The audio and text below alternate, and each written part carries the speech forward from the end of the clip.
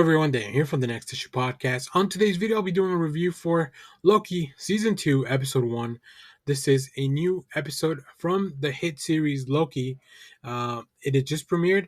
I just finished watching it, so we won't get into spoilers just yet. This first part of the video will be spoiler free. But let's talk about some of the people behind and in front of the camera before we get into it. This episode is directed by Justin Benson and Aaron Moorhead, written by Eric Martin. In this episode, Loki finds himself lost to time and torn, quite literally, between past, present, and future. This show stars Tom Hiddleston as Loki, Gugu Mbatha-Raw as Ravonna Renslayer, Sophia DiMartino as Sylvie, Owen Wilson as Mobius, Eugene Cordero as Casey, Wumni Mosaku as Hunter B-15, and introducing this season, Ki Hugh Kwan. I'll leave his name out of it because I don't want to get into spoilers just yet. But this first episode is called Ouroboros. And, first of all, I want to say that recap, don't skip it. It's very helpful. That recap for season one, it touches up on pretty much everything you need to know, at least going into this. Of course, it doesn't give you all the emotional heartbeats and all the stuff, but it gives you everything you need to just kind of jump into this episode and get caught up with everything that's going on. So that was really, really cool. Also, I gotta say this cast is just continues to be amazing.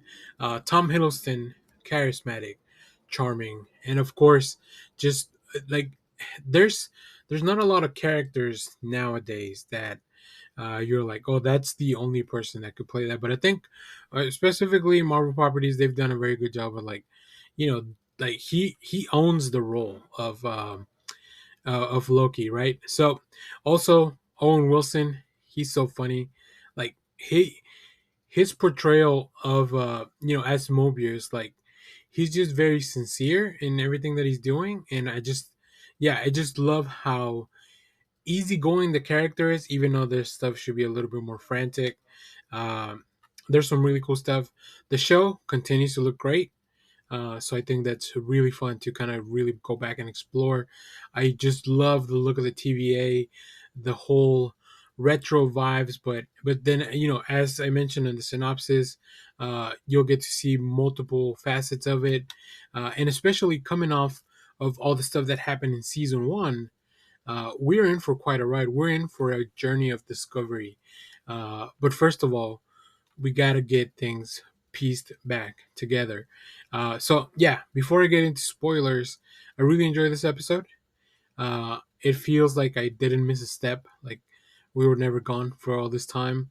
And even though this show's taken a little bit long to get back, I'm glad we're back because I am very, very excited about this season. Uh, the show does have an after credit scene, so make sure to stay through the credits because you don't want to miss that. I'll go into more detail into the after credits as well. So yeah, really, really fun stuff. I'm really enjoying what the team is doing with Loki. So let's get into spoilers. Um, if you haven't seen the episode, come back, watch this later on. It'll be here in the channel. But yeah, this show, as I mentioned earlier, the recap was very helpful because it drops us off at that point where Loki sees the statue of Kang, right? Or one of the Kang variants, whatever you want to call it. So we pick up right then and there. Loki's on the run in the TVA that no one recognizes him, and then Loki starts time skipping, and very very quickly, the show smartly and efficiently tells you like, well, here's what's really going on. Loki, as you know, like they said in the trailer, I think he's time skipping. So it's not that he went to a different version of the TVA where no one recognized him. It's because he went to a past version of the TVA where no one knew him. So all the stuff, all the Kang imagery is there, but now it's in this newer version, in the present version of the future. We see it's been hidden away for all the motives that He Who Remains kind of talked about. Uh, Mobius and B-15 in the meanwhile discuss the Will they tell people about everything we've learned? Will they tell them that they're all variants that have been plucked from the different timelines and stolen from their lives, and now they're kind of forced to work at the TVA forever? Um, and like all these characters have great chemistry.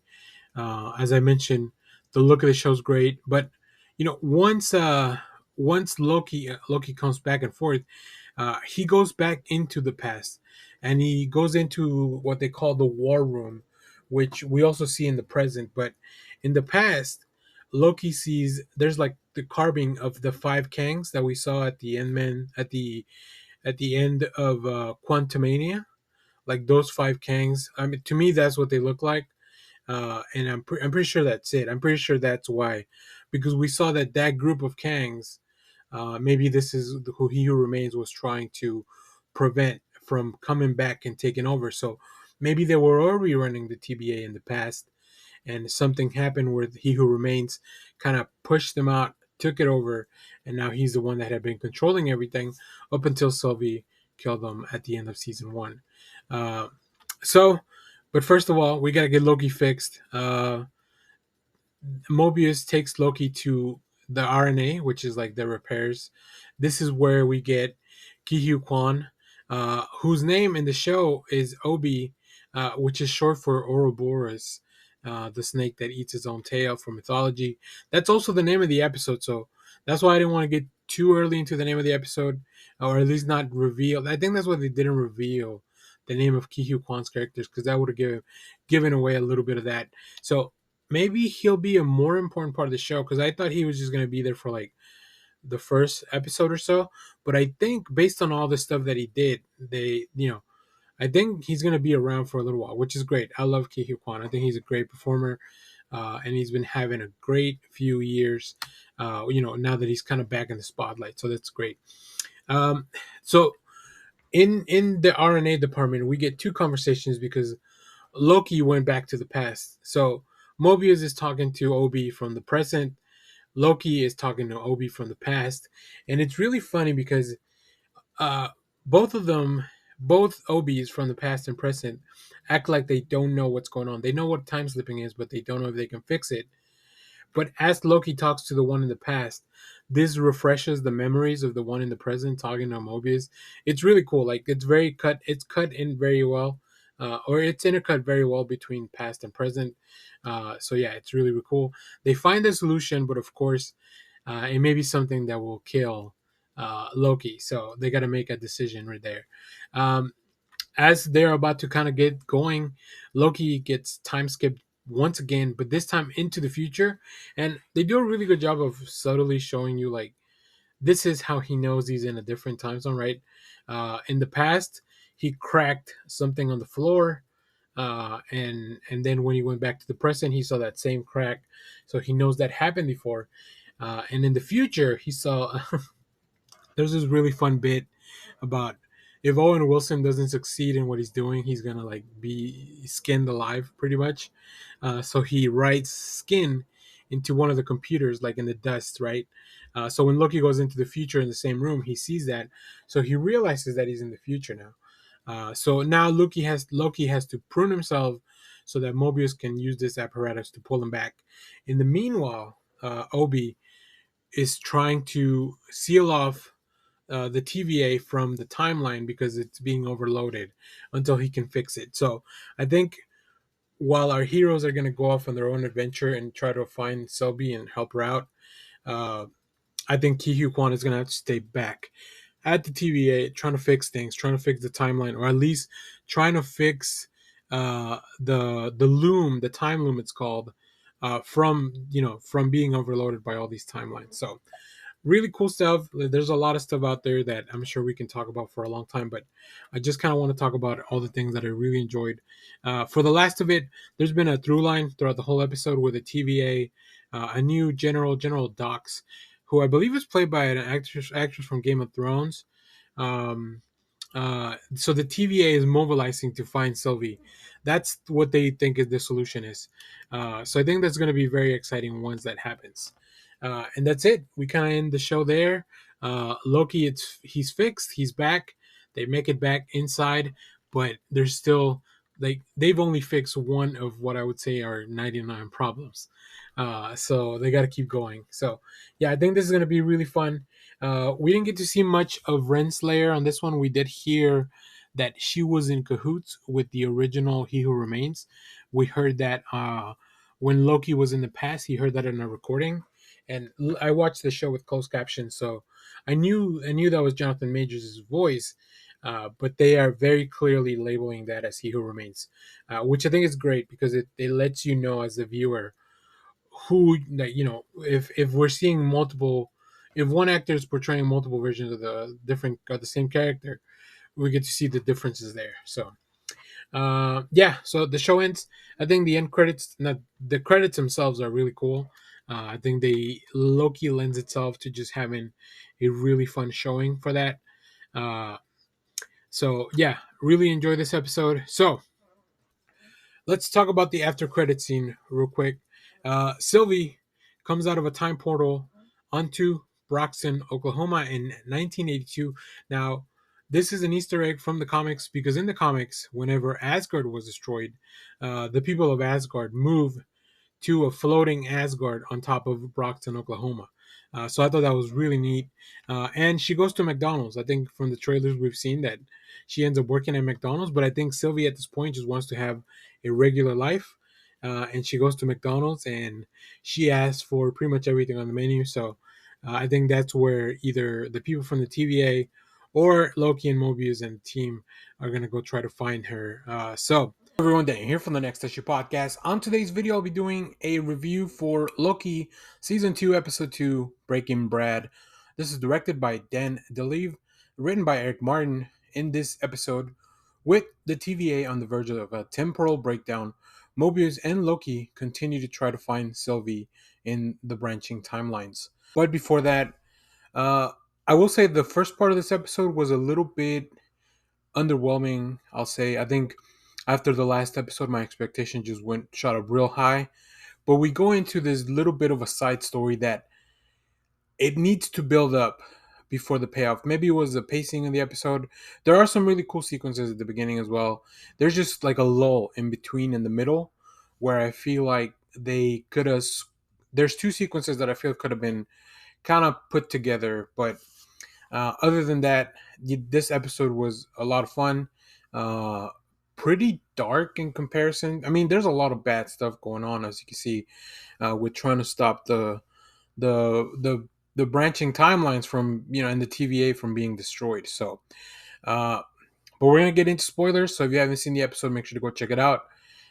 So we opened in London in 1977. We've seen this at the premiere of the Zaniac movie, where we know that Hunter X5 is now posing as movie star Brad Wolf. Mobius and Loki are there to capture him after following him as he was tracking down Sylvie, right? So they know that he's kind of their only option. There's some really cool, frantic sequences of them running through like these very tight spaces, which I really enjoyed. It's also really fun to see Loki use magic again. Obviously, he can't do it in the TVA, but he could do it when he's outside of it. So that was really cool. I really enjoyed seeing his old bag of tricks, right? I think that's kind of what we love about Loki. Then Loki and Mobius go visit Obi to see what there's some adjustments or some stuff that has been done to the temp pad that X5 had with them. So they're trying to figure all that out. I will say they keep bringing up this temporal manual or the TVA manual that Obi wrote, and I'm wondering how important that's going to be. We do know that Casey's the only one at the TVA that has read it in its entirety, so that's a really fun ongoing bit. They discover as well that Miss Minutes has been helping out, or at least communicated last with Renslayer. We still haven't seen Renslayer in this episode either, which is kind of a bummer because I thought she was a great character. But it'll be nice to kind of see what the payoff is from that. They continue to interrogate X5, and he it's a really interesting interrogation because he keeps reminding Loki that he's a villain and that this is all his fault. And Loki takes that very personally. So it'll be interesting to see how Loki reacts and bounces off from that. I think he's going to use that to his advantage, and he actually does later on. This is the part where I felt like they interrogated him they took a break and then came back with a plan. I feel like all that stuff could have been paced a little bit differently. But I think they really wanted to have that conversation between Mobius and Loki, as they have, they have Pi. We've seen that in the trailer as well, and they talk about like how their approach is going to be. But they also reminisce a little bit about Mobius and what his real life could be. That's something that we don't really know anything about, but we don't even know if Mobius cares. I feel like within the inside he does, but his sense of duty to the TVA really kind of keeps him there. So, also, Obi continues to try to fix the loom, the temporal loom, but is denied access. So they run into another big issue there. I think this is one of the. My thought is that because only he who remains can unlock the doors with this temporal aura that they call. I feel like that's why they're gonna go chase down this other variant of Kang. But that's just my speculation. They come back. Loki has a sequence with X5 where he uses this torture box. It's very well done. I think Tom Hiddleston is just such a fantastic character of playing like, both the charismatic but also like this threatening villain, as we've seen in previous projects. We finally figure out where Sylvie is. Like, we as the viewers, we already knew, right? We saw the end credit scene. We know she's in Broxton, Oklahoma, in I think 1982, in another timeline. So they finally find her, and they pick up Sylvie. They figure out that the plan for Docs and all these other hunters that are planning to exterminate all these branch timelines. I mean, that's when things really, really escalate. Um, I will say there was a really interesting conversation as well with Loki and Sylvie. I think both actors play off each other so well. Because they are supposed to be the same entity, but obviously they're different variants. So it's just really good to see them back on screen together. Uh, they do stop. They get there in time to stop Docs from, I guess, to capture Docs, but they don't get there in time enough to stop the timelines. This is where we have one of the cooler action sequences, especially since we see Loki and Sylvie use their powers together. That's really cool. But what follows is very, very distressing, right? Docs and all the hunters that were rebelling against the TVA have pruned all these timelines. So, like, when we go back to the TVA and they're all trying to figure out what the damage was, we see that pretty much all the branch timelines have been pruned from the main sacred timeline. And now that they all know that these are real people with real lives, like, the impact is so much more. um, I think B15, Wumney's performance is really good in that moment when it really hits. There's a really interesting shot of just everyone kind of taking everything what just happened. It almost looks like a still shot, but it's just them. They're holding still because they don't know how to react from that. So yeah, they took out pretty much all the other branches, and now they also realize that they have more things to figure out too, like where's Renslayer, why is Miss Minutes helping her, is she working originally with with Kang or the original Kangs or whatever, or He Who Remains, and also how do they get those doors unlocked. They need the aura of He Who Remains, of maybe just another Kang, to save the TVA. Otherwise, the TVA is going to explode regardless of what happens, right? Because the temporal loom is out of control. So, man, this was, like I said, it was a pretty long episode. It was about a full runtime of 51 minutes, but do your math with the credits. There was no end credit scene on this one, so I'm really interested to see where we go from here. It's only Loki's only gonna be 6 episodes, but this show's been so consistently good. Like, it's like from good to like really, really good to great. So both first episodes I think have been pretty good in my opinion, especially the first one. I really enjoyed it. So this one, as I mentioned, I think it took a little bit of a dip in the middle. But other than that, I'm content with where we're going in the direction of it. Uh, I love the look of the TV as we kind of keep exploring these places, these rooms that we haven't been in. It's just, it's such a lived-in place. It feels so real because they use real sets for the most part, right?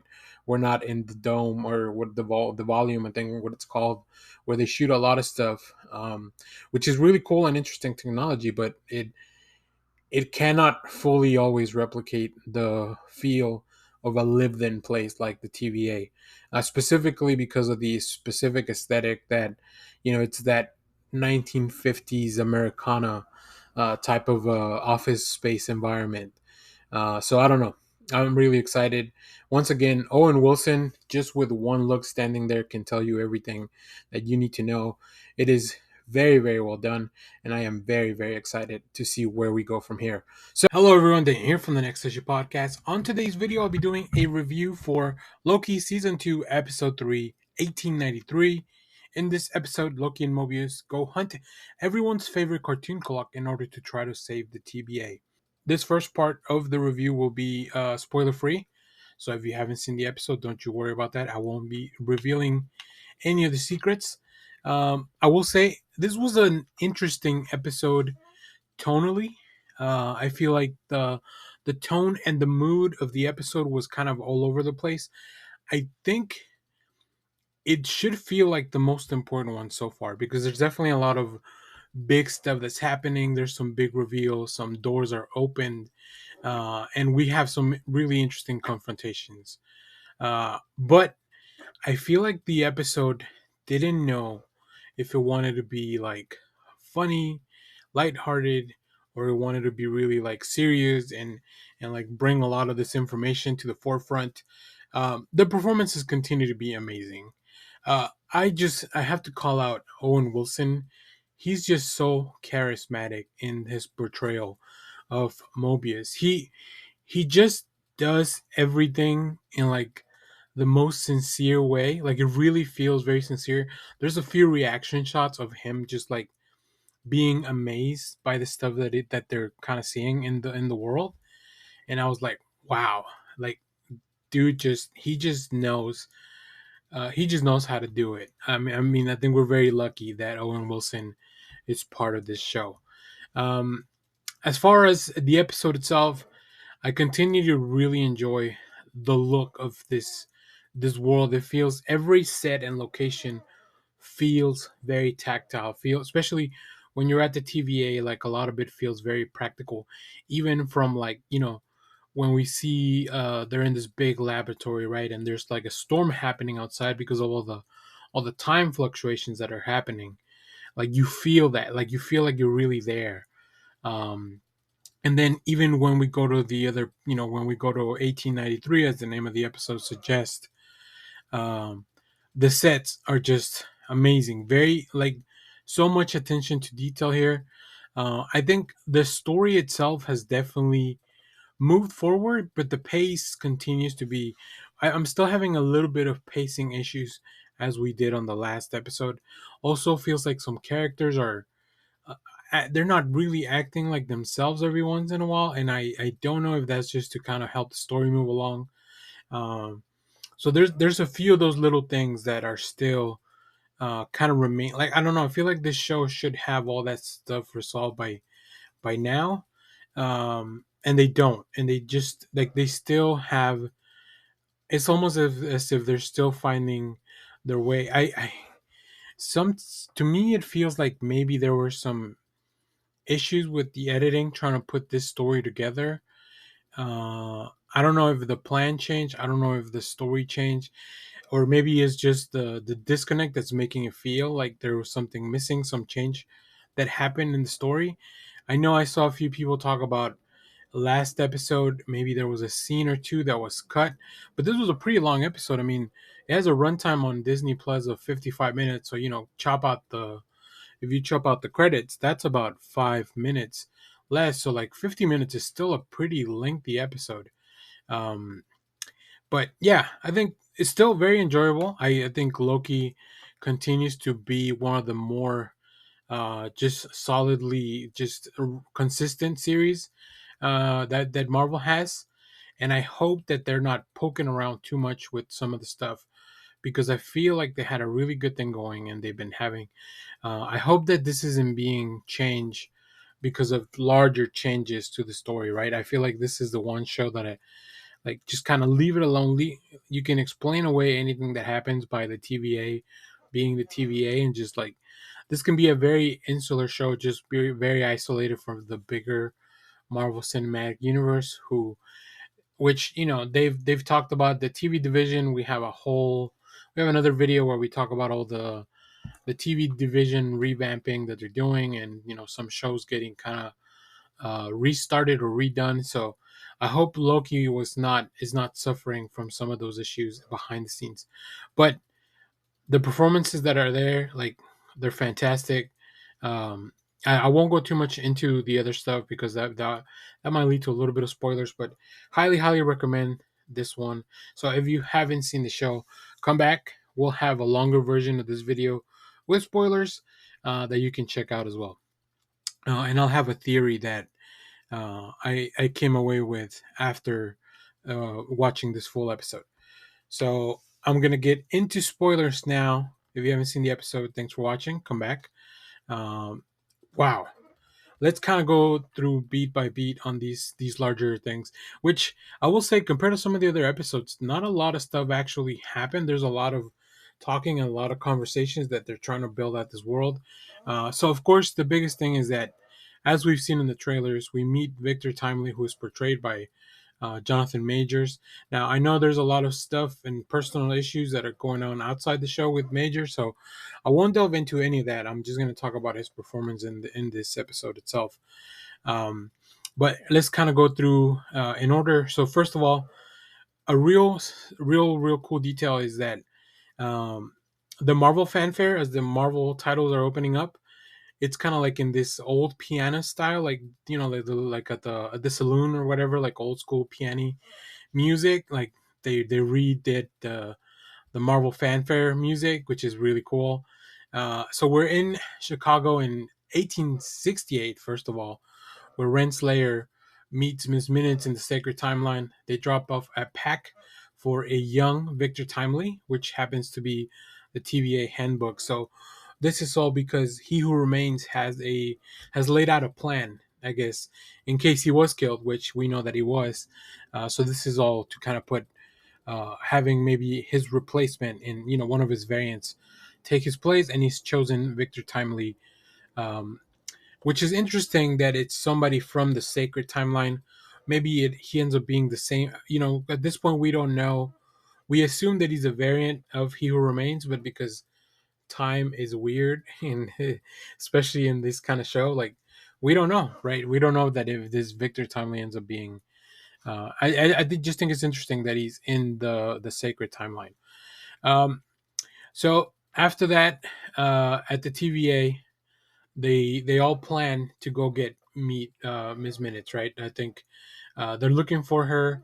Mobius and the gang, they're still trying to fix everything that's going on at the TVA. This is where I talked about a little bit of like how I love that big laboratory that they're in, the set.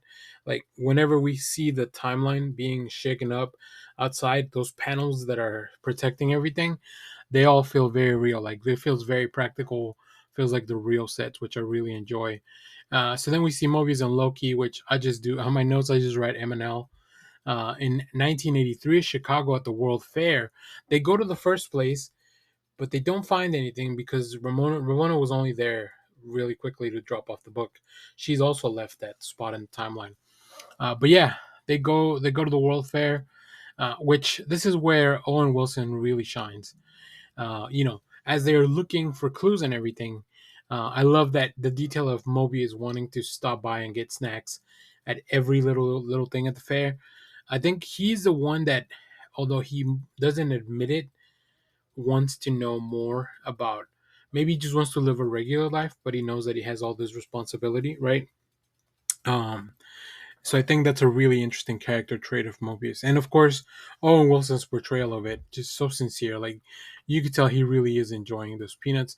There's a really nice detail that they have a diorama of Asgard. So they have a little statue of Odin, Thor, and then also Balder the Great, the Brave, Balder the Brave.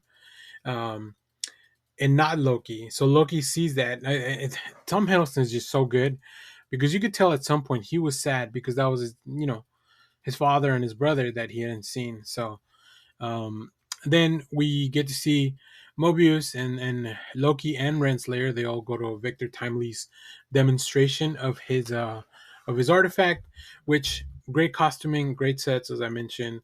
Um, but we do get a reveal that although Timely does have all these things, all these ideas in his head, he's a bit of a con man, and he's just trying to, I guess, make enough money. He realizes that the time he lives in doesn't have the technology, almost kind of like Howard Stark did, where he knew that he had the vision for the element that would eventually help Tony with his illness, but he didn't have the access to the technology. So I think very similarly, Victor Timely doesn't have access to the technology to have all his ideas come to fruition. Sylvie shows up to kill Victor Timely, where they have a big fight. Although this is where I think some of the pacing is weird because it's all a bit of a runaround caper. Like, if there's like even the music changes to like this very, it's a very dramatic tone, like in a shift in tone, like it's very whimsical, the music of like this, like, oh, it's a big chase or whatever, and like all these people are chasing Victor Timely and only Loki can help him out. But Sylvie and Loki kind of go head to head.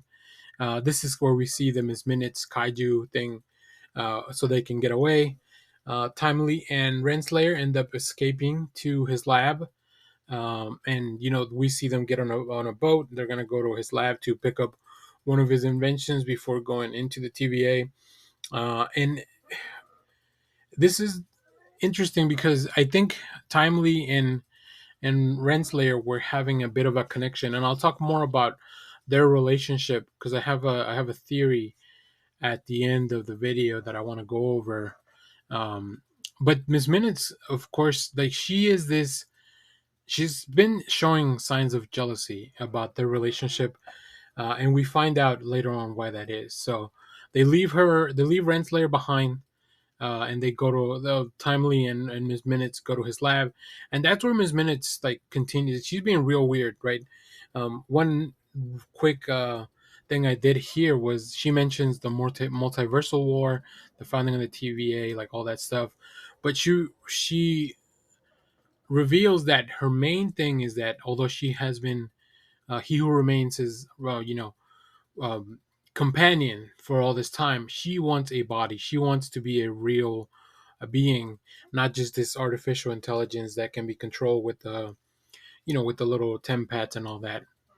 I was getting some real swim fan vibes. If you watched that movie, you kind of know what I'm talking about. Of course, Ravonna comes back, Renslayer comes back, and confronts both of them. And she wants to take Victor Timely with her, but then Mobius and Loki finally show up. Sylvie shows up, everyone blows away.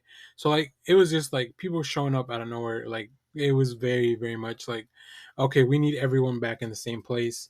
Um, and this is another place where Jonathan Majors, like, he's been doing this great performance, I think, overall, um, throughout the episode, and he really shows that he doesn't want to die, and this is how he convinces Sylvie that he doesn't want to die. He wants to help Mobius and Loki, and he wants to live, and he wants to bring all these ideas to fruition. Of course, Sylvie knows that who he really is, and that's where that's where she has the conflict. But yeah, they end up convincing Sylvie to let them go. Mobius and Loki and Victor Timely go to the TVA. Sylvie stays behind to kick Renslayer pretty much into the end of time. She doesn't kill her because Renslayer is the one person that pulled Sylvie out of there, out of where, like, she's the one that was chasing her. She's the one that should know her Nexus event. They made it very clear in the beginning in the recap that that was one of the reasons that these two were at odds. So I think we're gonna see that. I think we're gonna learn what Sylvie's Nexus event is gonna be or was in this season. But yeah, she's at the end of time. Now this is where it gets very interesting because Ravona's at the end of time. They see, and she brings up Miss Minutes, and Miss Minutes, kind of talks about how you shouldn't make an enemy of somebody that knows all your secrets. Now, all this show, and there's all the throughout the whole episode. So here's my theory. Here's what I'm thinking after watching this episode. Throughout this whole episode, Renslayer and Timely had this connection, and obviously, Renslayer cares about bringing order to the chaos, which was also something that mirrors with the explanation that Timely went, that his machine would bring order to the chaos, and then from there comes power. So when Miss Minutes mentions that she knows all of He Who Remains secrets, I think one of those secrets is that Ravonna Renslayer is also a Kang variant. Now, I don't have anything to go based off of this other than everything that the show's kind of. This is my interpretation of the episode. So I don't know. Let me know what you guys think about that theory. But I think it would make a little bit of sense of like that's why she's so power hungry. She's all about order. Maybe she doesn't have the same ideas because we know that the variants can be a little bit different, right? Loki and Sylvie are very different. We know that they can be different genders as well. So yeah, I don't know. That's just kind of something that came to mind. Hopefully, others that do this stuff as well, like they analyze this stuff, if they echo that sentiment, I'll know that I was onto something. So yeah, overall fun episode. Um, even with all the issues, I really enjoyed what happened this episode. So hello everyone, Dan here from the Next Issue Podcast. On today's video, I'll be doing a review of Loki Season 2, Episode 4, Heart of the TVA. This is dropping a little bit later than normal just because of some stuff that happened, but that gave me a little bit of extra time to kind of think about the episode, digest it, and really get all my thoughts together. So we're definitely going to get into all the details of what happened. But the first part will be non-spoiler as always. Let me give you a quick synopsis of this issue of this episode. The TVA's loom nears catastrophic failure, but Loki, Mobius, and Sylvie have a plan to stop that. Big thoughts, big overall thoughts that are non-spoilery. Man, this was the most high tension episode of the season so far. I think this is probably also the best episode of the season so far. Maybe the best episode of the series. I don't know. I think there was a in season one. There was one where right before the last one, I thought that was really good. So I have very high expectations for the remaining episodes of this show. I really enjoyed not only the performances but like the story coming together. And the meanwhile, they're still managing to surprise us with huge revelations, unexpected turns, closing the loop on some things that we had kind of seen in previous episodes. And I think just a really, really big surprise towards the end of the episode, something I didn't in a million years I couldn't have like put it together. I mean, maybe there's people out there that saw everything that was coming, like everything that happened coming, but I was clueless. I was just in there for the ride and just enjoying the vibes. And boy, this show has good vibes. There's some amazing performances by Tom Hiddleston and Sophia DiMartino, like as they have conversations. Also, Owen Wilson continues to be, to for me, like the linchpin, the heart of the show. And a standout, of course, Ki Hugh Kwan as Obi. Like this character just continues to evolve and grow and get a little bit more depth every episode, and I feel like towards the end of the season is going to be a key player into all this. So really, really cool stuff. Once again, I just love the visuals that, especially in the TVA, I love the visuals that we are given. Just the TVA is such a diverse set of like every floor, every room, it's different, has a different color palette, different vibes to it, different feel to it, which I think the show really excels at. Just exploring that and giving us the best look for the show. And as I mentioned, this show ends in a really strong fashion on this episode. So very excited to see what happens next. So highly recommend you check it out. If you haven't seen the episode, make sure to go check it out. We are about to get into spoiler territory. We're going to go through all the big points of what happened and then try to make some sense of it at the end. So you've been warned. Spoiler warning. Okay, so we pick up where we left off last episode. Miss Minutes shows Renslayer their past. You know, her past with He Who Remains. Renslayer was like the commander of this at the time of this war. She was the commander, and also to me it feels like the reason that they won this war. And after that, He Who Remains just chose, I guess, yeah, chose to betray her. It's really a betrayal, I think.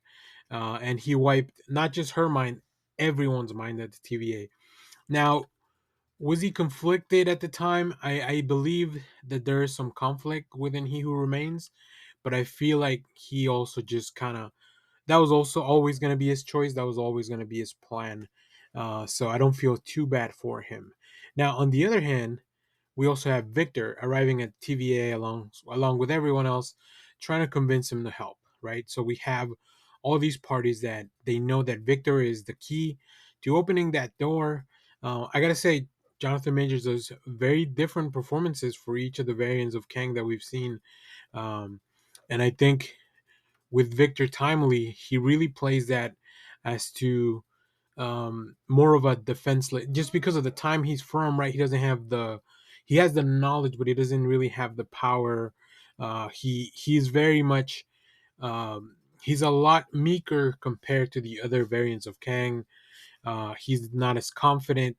Um, one interesting thing though, he there's a scene where he takes off his jacket because they're working on something, and like Jonathan Majors, he's a large man, and you could just kind of tell even through his old timey clothes, like there's a frame, there's a physique under there, which I found really interesting, especially because he wears those little, like the little things around the arms that they used to wear. Like I don't know what they were for, but like these little bands around your arms and the shirt. So like yeah, you can tell there's a built man under all those stuff. So it's really interesting to see the contrast between what he looks like physically and the way that he is acting. So Obi and Victor meet, and it's just a really good performance. They play off really well of each other. They both have a lot of admiration for what the other one has done, which is really interesting because that's also kind of a loop thing that, He Who Remains or Victor Timely inspired a lot of the work that Obi's doing, whereas Obi also inspired a lot of the work that Victor was reading from the manual. So, yeah, definitely a lot of Ouroboros is a big theme throughout the season. All those loops, the snake eating its own tail. So we also have Sylvie confronting Mobius about not looking into his past, and I think that they made such a big point of Mobius not trying to find out about himself, about who he is, who he's a variant of, that I think he does know. I think in his it's probably something so bad that he doesn't even ever want to address it or maybe even share it with someone. But yeah, I think we're gonna be very surprised that Mobius actually knows exactly who he is and where he comes from, even after all this time. So we also have a really good scene with Hunter B-15 pleading to General Docs to work with the TVA. Right, all the Docs and all the people that were helping her out are kind of trapped in the same room that Brad was put in. They're holding everyone there. And I think B-15 knows that General Docs is very loyal and only wants what's best for the TVA. I think they have a very different approach as to what B-15 had in mind, but the goal is very similar. They're both of them very honorable characters, which unfortunately will come back to bite them in the butt in this episode. Loki and Sylvie also kind of have a heart to heart about fixing the TVA and what their place should be, right? I think Sylvie makes an argument that working at the TVA and running it, they would be playing gods, but Loki reminds her that they are gods. They are as guardian gods. But yeah, great performance between both of those characters. Renslayer also shows up to talk to Docs and the prisoners, and we have probably some of the most off-screen gruesomeness that we've seen. So they bring back that box that Loki used to get Brad to talk, and Docs will not join Renslayer because, as I mentioned, General Docs is an honorable character, and she knows that Renslayer does not have the best intentions for the TVA in mind. So even though General Docs' approach was not correct, I guess you would say, she did have the best of intentions, and she did have like the TVA was her main concern. So when they choose not to work with Renslayer, her and Miss Minutes, they put every one of them in the box, and she kills all of them except for Brad, who takes the deal. Right, he just wants to go back to being an actor in the main timeline. Uh, so yeah, everyone like that really caught me off guard how all those characters are going to be thrown aside, which is kind of a shame. The actress who plays General Dox, Game of Thrones, she's doing a lot of things. She's also in the movie The Witch. She's great, and I think her character was actually giving her character a redemption. I think would have been really, really cool. So, as everything continues to break down, Miss Minutes takes control, uh, and we see that she kind of locked everyone out of the building, and this is kind of where we loop back into episode 1, right, when Loki was jumping around, like time skipping. We know that somebody pruned him from behind. I think the big theory was that it was always going to be himself that did that. So we do get to see that scene again from a different angle, right? We have Loki that's trying to fill in the little prune himself to when the light turns green, so that Mobius can get him out of the void. We see Sylvie getting out of the elevator, but this time we also see current Loki pruning past Loki. It's very confusing, but at least we get to see that. We also know who was in the phone. It was just Obi, which is really I think that was a very funny payoff, because it's like sometimes we feel like everything is super high stakes in shows like this, and this show kind of reminds you like we appreciate you paying attention, but like not everything means something, right? I think that's really just kind of taking the piss out of all those people that write down everything. So that was really interesting. So Obi reboots the system to get Miss Minutes out of the out of like control, and as she disappears, she lets Victor Timely know like you'll never be he who remains, like you'll never be on that level, which was pretty rough. Like Miss Minutes has had a time, like it was messed up. But Loki and Sylvie now can use magic because the system's been rebooted, so it unlocks everything. We do see that X5 um, it prunes like using magic. Sylvie controls X5 to prune Ravonna Renslayer, so I think in the future we'll see her maybe stuck in the void. Really, like I don't know where that's gonna go really. So they finally get to the main crux of the issue where they have to fix the time loom. The plan's in place. They have Victor ready to go to unlock the door. He does it, but then he also volunteers to be the person that goes out there with the little gadget to try to fix everything. And as he goes out, he just the time radiation like explodes him like spaghetti. He doesn't even get like 2 feet out the door, and he just, which was so unexpected to see this version of this version of Victor Timely. Now he's also off the board. The loom ends up exploding, and we see like as the episode ends, we just kind of zoom in on everyone's face, and we see the despair in their. They've lost, right? They were not able to save the TVA, or at least the current version of it. So I don't know what's going to happen in the next 2 episodes. There's still a lot of trailer footage that we haven't seen in these first 4 episodes. So obviously something's going to happen, and we can speculate. But yeah, I don't know. I don't know who's going to end up on top. I don't know if they're going to be able to fix the TVA, or if they're going to rebuild it.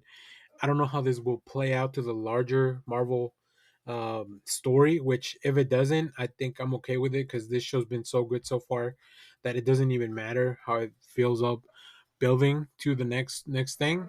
One last thing that I noted: there was a lack of music or like the big fanfare at the end of the closing credits, which was very eerie and definitely continued that mood of like loss and hopelessness at the end of the episode. So very well done. I always watch the credits all the way through, because if there is an after credit scene, I want to kind of go right into it. There was no after credit scene on this one, but either way, I really, really enjoyed this episode, and I'm very excited to see what happens next.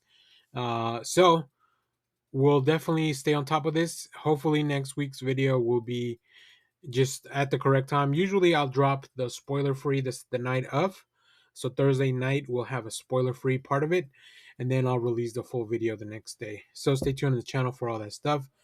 Hello everyone, Dan here from the Next Issue Podcast. On today's video, I'll be doing a review for Loki Season 2, Episode 5, Science Fiction.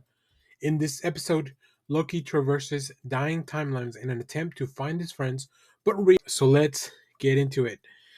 After the events of the last episode, my goodness, this one just hit it out of the park. It definitely had a lot to live up to as far as continuing a very strong story. And I think it did it. I think this episode was shorter than the rest. It was around 40 minutes, but I was fully engaged in what was happening for the full duration of the episode, which in nowadays, like even being distracted by your phone, like the only thing I was doing was actually taking notes for the episode and the review. So I really, really enjoyed this one. I still think the last episode may be my favorite so far this season, but this one was really good. Just really strong performances overall. I think this show specifically, is very lucky to have such an amazing cast, because everyone is just delivering, firing on all cylinders in their performances.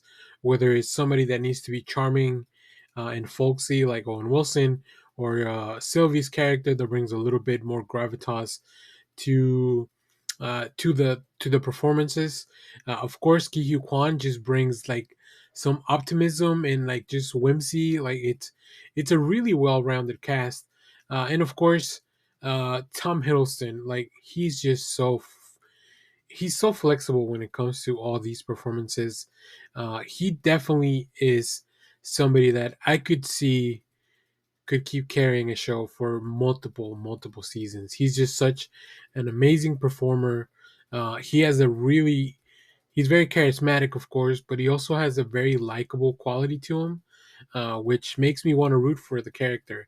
Even though, like going back, Loki has changed so much, but this specific version of Loki, like Tom Hiddleston, has really made it his own, which is really cool. I still think Hunter B-15 and Casey are some of the more underserved characters, but they still get some stuff to do. They're still in the periphery, so we definitely haven't forgotten about them.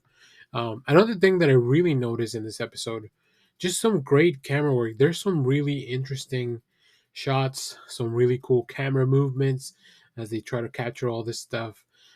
We traveled throughout, as I mentioned in the synopsis, many timelines. So it's really fun to see other places, as well as we try to, as Loki's on his mission. So yeah, I really appreciated that as well. Just some really cool camera work, very interesting visuals. Like this was a feast for the eyes for sure.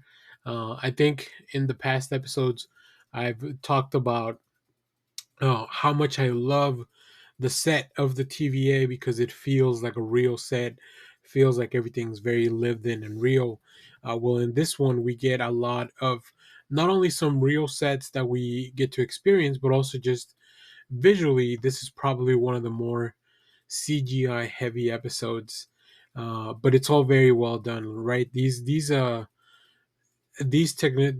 people that are working behind, these artists behind the CGI effects, uh, they are they are amazing, and that's why we need to make sure that the CGI and the FX people, like, they get treated properly in the industry, because they bring some really stunning visuals to the front. So yeah, I quite enjoy this episode. I can't wait to see what's going to happen in the finale. I think emotionally, this one carried a lot for that, and it's just really setting all the stakes for the next episode. So I'm very excited for that one. So if you haven't seen the episode, I will be getting into spoilers. So make sure to come back and check out the video. We'll be putting out two videos, a spoiler free and a spoiler included video. So spoilers going ahead. Uh, let's get into the story. This one was a very simple story, but it was still very effective, as I mentioned. We begin with Loki being by himself in the TVA, exploring, looking for anyone that may be left after everything exploded. He begins to time skip again, which is really fun that we see even himself closing out a tiny loop where he's in a room, he walks in, and then he sees himself, and then it turns out that this was the Loki that we were about to see in a few minutes. So really interesting stuff.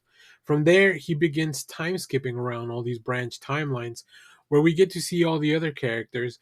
And I didn't write down their names. I guess I didn't write down their variant names. I just kind of call them by their TVA name in my notes. But we begin with Casey. Really fun. He's escaping Alcatraz. Like as soon as I saw San Francisco, and I was like, wait a minute, he's escaping a prison and doing it in the middle of the night. I was like, oh, that's really fun. I think they can really take some really fun liberties with expressing the lives of these, but they didn't really go too far into that. Really, like think Casey was probably the only one that felt like really came out of nowhere. Uh, B-15 is a doctor in New York. Mobius is a jet ski salesperson in Cleveland who has two kids. Um, I think I think Mobius is gonna end up being pretty sad because he may have to pick between saving the world or being with his kids. And I think if we know Mobius the way we know him, we know what the choice is going to be there. So we'll see. We'll see how that plays out. Also, Obi, we see that he's a writer in Pasadena who's trying to sneak his books into the system, which is really fun. Like just at a local bookstore, he's trying to sneak in his books so that they can be sold. But it turns out that he's also a physicist on the side, which is wild. Like he wants to be a writer of science fiction, but his actual daytime job is a physicist, which is really funny because there's a lot of people that we have careers that have nothing to do with our creative outlets. And I think if given enough time, money, and resources, probably would mainly focus on our creative endeavors, right? An example being something like this channel. So yeah, like if this was something I could do to pay the bills, I think that'd be really fun. But obviously, it's something we do as a hobby. So yeah, I thought that was a really interesting inclusion into the story of Obi. I will say I do love that they reused the set of his workshop to kind of mirror back to what it looked like in the TVA. Like it's just his workshop is the same bill, it's the same room. It just has a different layout and less cool stuff, I guess, which is really funny because he lives in the 90s, so the technology is very different. I think so. Obi is the one person that originally believes Loki immediately right off the bat and says like, "Oh yeah, I'll help you. Like, let's do it. I'll help you get this stuff." And he tries to help him control the time slip, which leads to a kind of a comedic sequence that I really enjoyed. And once again, this is driven by Hiddleston and how funny he is. Like he can be really funny. Um, so in the meanwhile, Obi builds a tempad, and then they go pick up Mobius. Now Loki ended up being there first, but then Obi did show up. In a really fun gag, once again, is like Loki for him time like not a lot of time has passed since he left Obi because he's time skipping. But Obi tells him that no, I spent 19 months working on this and I lost my wife and my job and everything because I was working on this tempad. So Loki begins to gather the full gang, and he, of course, the moment we were all kind of waiting for is he goes to get Sylvie back. But Sylvie remembers everything, which is weird. Nobody else remembered Loki. Nobody else knew, and I think it's because they not only have a connection, but I think those two variants of Loki are special, right? Loki and Sylvie are special. So they go to a bar to discuss what they're gonna do next. They talk about choice, and then ultimately Loki fails to recruit Sylvie back on this mission, and it feels like that felt like a real gut punch to the episode because without her, there's nothing they can really do to save the world or the TVA. Sylvie goes down to a record shop, which you see that she's a regular at, and this is where some of the really cool camera work. Like she's listening to a record and then everything begins to kind of deconstruct, and this branch begins to like just be destroyed. So that's where Sylvie finding is like, okay, we need to get together. We need to save all these branches because she realizes that this destruction will not stop just because she thinks that they're safe. So um, we have another very sad moment where they think they're too late, but then this is where Loki finally finds that motivation to learn and control how to time skip, and he keeps going back and back. And now that he has full control, he goes back to where it all kind of started going to shit. So we'll see what happens. This is kind of where we leave off. We do get the credits with music again, like, unlike the last week's credits, where the music was kind of cut off and very silent, very somber end to the episode. We get a regular closing, no extra credits, or anything like that. So yeah, I really, really enjoyed this episode of Loki. I can't wait to watch other people talk about it as well. I'm sure there'll be some really fun speculation and some theories going into the last episode. So definitely getting ready to check that out. But anybody that's watched this video, so all of this all the way through here, really appreciate it. Um, we'll definitely be covering the finale, maybe doing a video afterwards to talk about the season, maybe doing a full live stream to talk about Loki season 2. So yeah, we'll see. I think I got to say, up until now, I think Loki has proven that it's probably the best show that the MCU has put out. Like as far as the TV shows, I think a lot of them have been really fun, but having a second season that's been this successful really proves how good this show can be. And I hope that we can keep going coming back to this. I really like this show. I really like the cast. I really think they are doing some really fun stuff. So we'll see what happens. Marvel's doing a lot of reshuffling and restructuring other TV branches and all that. So unlike the TVA, Marvel is having to get the gang back together to try to save things. So we'll see what happens there. This video, I'll be doing a review for the finale of Loki season 2, episode 6, Glorious Purpose. Wow, what an amazing finale. Today's been a pretty interesting day. For this, there's a lot of Marvel stuff happening, and by that I just mean two different things. But it's been a little while since we had a double Marvel Thursday. So we have the Loki finale. We also have the Marvels. Go check out. We should have some videos on the channel for that as well. But yeah, I really enjoyed this finale. I think everything that has been set up is leading us all to this. Not so much in the way that maybe the story is super linear, but at least in building every single aspect of this last episode. This episode is a little bit of like, oh, here we go. This is all we've been talking about all this stuff all throughout season 2, and now we're kind of coming back full circle. Of course, the name Ouroboros, which is Obi's full name, definitely a big theme along this season. But yeah, I really enjoyed it. I think Tom Hiddleston has cemented his legacy as maybe giving, I would say him and Robert Downey Jr. probably the best performers, pound for pound, like the most stuff, like just so much hinges on both of their performances, and Hiddleston just truly shines in this episode.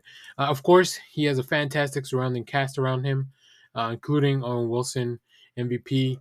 Sophia Di Martino's Sylvie character, I think, still a bit underdeveloped this second season.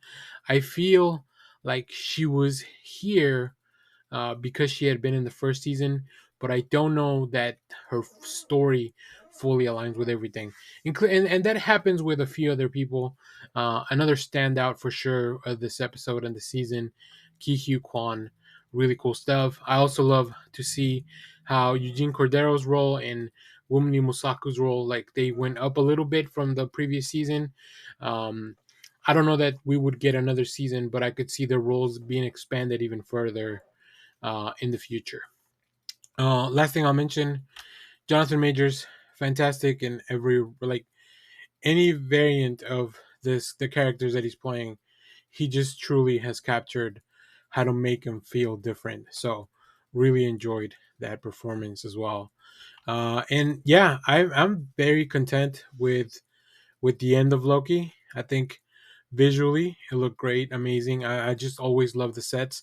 Now this finale definitely dives a little bit more into some of the unknown some things we haven't really visited, and then also some things that we have. So really interesting to revisit some old sets. It's just really fun all throughout. But everything visually looks stunning. This show always had a very particular point of view when it came to some of the camera shots and stuff like that. I think the team really wanted to make this feel special and different, and give it that look that just makes it really stand out from everything else that we see in the MCU. So yeah, I think with this finale, Loki cements its place also as, to me, the top tier of the the Marvel TV shows. Yeah, it is fantastic. Just great storytelling. I love how it really rewards you as a fan for kind of keeping track and paying attention. I will say this season was the first time I did. I don't remember if I did reviews for every episode for season one. I don't think I did. But if I did, they were definitely not as in depth. I have tons and tons of notes from the whole season, so maybe I'll use some of that and talk about, use that to make a few more Loki videos. But I hope you enjoyed this finale. I had a great time with it. I've just been really hyped up all day for a lot of this Marvel stuff. I will tell you this: there's nothing at the end of the credits, but stay through and watch them. Just kind of like decompress, take it in for one last time. I think Loki's a show that's going to be very rewatchable. Like maybe in a couple of months, I'll throw it back on from the beginning and just go through all the episodes and see how the full story as a whole. Um, and like I said, I don't know if we'll get it next season, but I would love to have this cast revisit this world.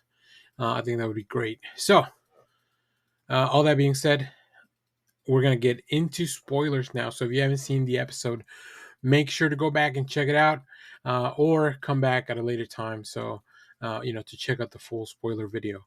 Uh, all right, let's get into it. First of all, right off the bat, we know that from the last episode in the recap, Loki has learned how to control the time slipping, which is really fun because now he's going back in time. So, of course, the Marvel Studios logo, the sequence plays in reverse. We start out with the full Marvel Studios name and actually plays backwards, all the way back through the flipping comic book pages, how it normally kicks off. Really cool stuff, really nice touch that drives us back into the show. We get back to, Loki went back to the time when Victor Timely first failed at fixing the loom. And he's gonna keep trying. He's gonna keep going back and failing, learning.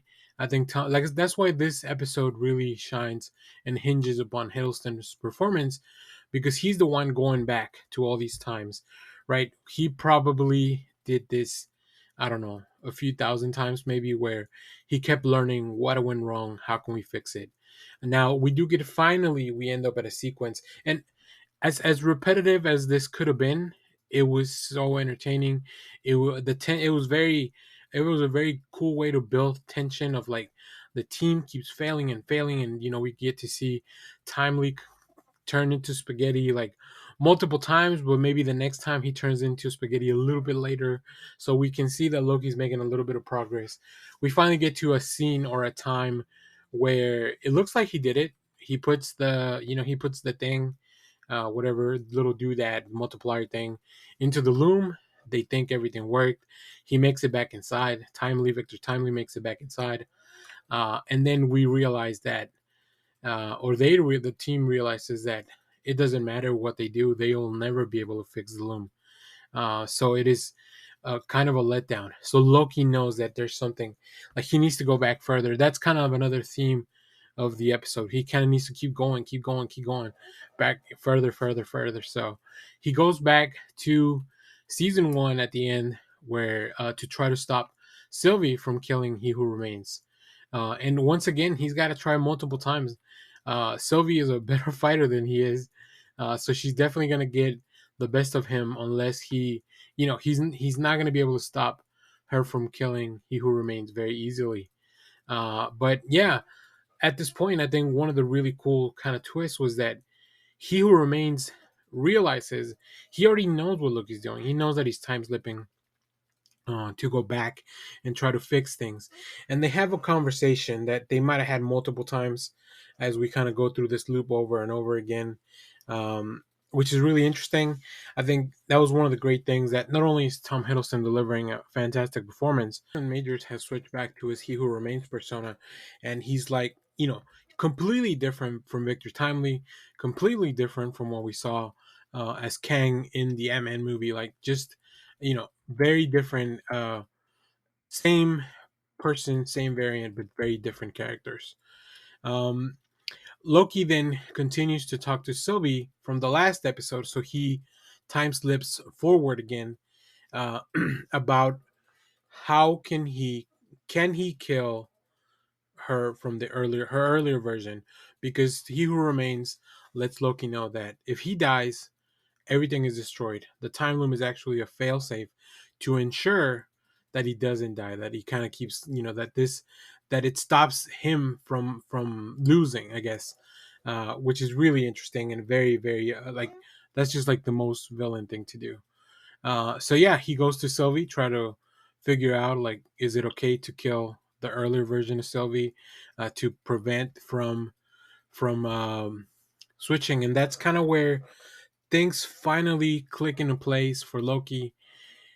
It's not about fixing the past, it's about him kind of taking one for the team.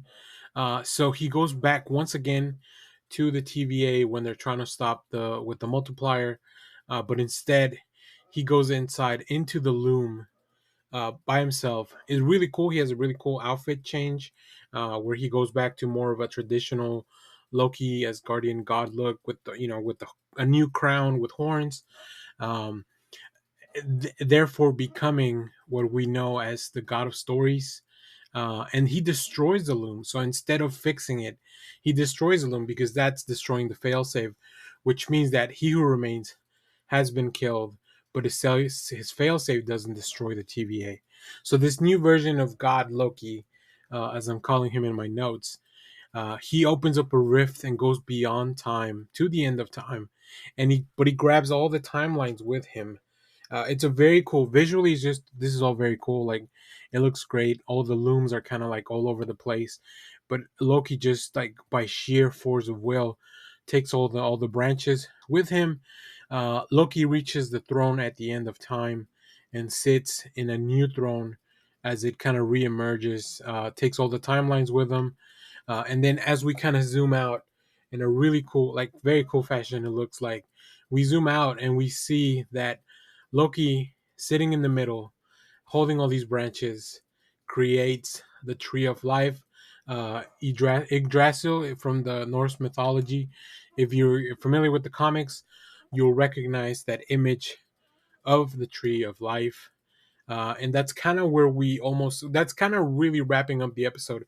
Everything else is just like prologue to me. That feels like to me like it feels to me like that was the end of the story, but here we still have a little bit of stuff to visit with some of the other characters.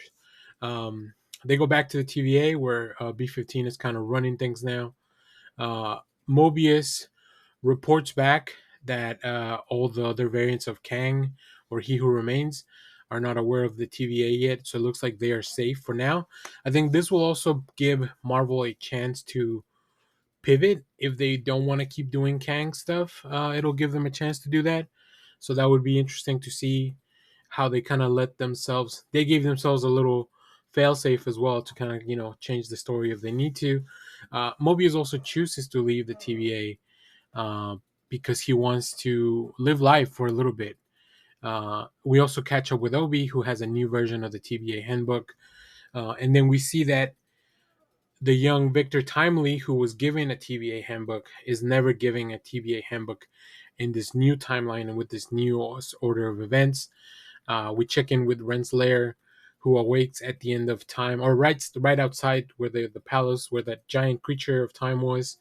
So we don't really end up seeing what happened. Obviously, the implication is that she's dead after fighting with the creature. But Renslayer is kind of a badass, so I wouldn't put it past them to be like, oh, she conquered the creature, and now she's gonna use it to wreak havoc at the TVA. We see one last shot of Mobius, and then Sylvie as well, checking in on Dawn, who is the variant version of Mobius, with the kids, and like he's checking in on his life. And then of course we go back, and one last time we see Loki sitting at the throne, and that's it. That's kind of where the show ends. That's really all the magic. I think they they really ended this in a way that it can be the end of the story. We can pivot anywhere we want. Very interesting, very smart choices, I think. And yeah, the season was just fantastic, as I mentioned in the first half of the video. So I can't wait to see how the internet and how all these people that talk about this kind of stuff, specifically like New Rock Stars, that's kind of some of the channels that I watch personally, how they're talking about it, and then what they think. Like they do very good coverage. I love doing my stuff and then going to see their stuff to see how many things that maybe we look at similarly, we look at differently. And yeah, I just think that this season of Loki was incredible. And I'm very happy with it. It's been a good Marvel day. So stay tuned for more coverage, maybe on Loki. For sure, we'll have the Marvels videos on the channel. There's a lot to talk about there as well. So yeah, Marvel fans, I feel personally that we're having a good time this weekend. So if you watch this show, let me know what you thought about it down in the comments. As always, thank you for watching, everyone. Remember to share, like, subscribe, hit the bell so you know when we go live. That is most Saturdays, 10 a.m. Central Standard Time. Stay tuned. We have more comic reviews, trailer reactions, TV recaps, all that fun stuff here in the channel. The strike is over, so we'll be covering movies as long as the deal's in place, or whatever, this temporary deal's in place, and we don't hear anything else otherwise. We'll start covering trailers on the channel again, and we'll be a little bit more proactive with our movie and TV coverage, as well as we'll finally be dropping some reviews for Barbie and Oppenheimer. When the strike started, I said I wouldn't release any coverage for those films until the strikes were over. So here we are now. So looking forward to talking about that as well. Um, so yeah, great season, great journey, and thanks for watching, everyone. Bye bye.